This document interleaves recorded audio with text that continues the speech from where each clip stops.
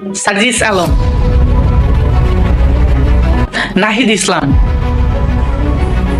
হাসনাত আব্দুল্লাহ, আসিফ মাহমুদ। একসময় তারা ছিল আপনার আমার মতো সাধারণ ছাত্র, আজ তারা হাজার হাজার কোটি টাকার মালিক। 5ই আগস্টের পরে তারা হঠাৎ করে কিভাবে এত অর্থের মালিক হলো? জুলাই 2024 যখন ছাত্ররা কোটা বিরোধী আন্দোলনে যুক্ত হয়, তাদের আন্দোলনের মূল লক্ষ্য ছিল সমাজের বৈষম্য দূর করে সর্বস্তরের চাকরির ক্ষেত্রে কোটা যেন না থাকে। শতাধিক মানুষের রক্তপাত ঘটিয়ে আন্দোলনটি সফল করে। আন্দোলনের নেতৃত্ব দেয়া এই সকল সমন্বয়করা এবং এনসিপির নেতারা এখন কেন দুর্নীতিগ্রস্ত? তবে কি তাদের সেই আদর্শ থেকে তারা সরে এসেছে? এখন কি আর তাদের প্রয়োজন হয় না সেই চাকরির? চলুন ঘুরে আসি জুলাই আন্দোলনের সেই সময় থেকে।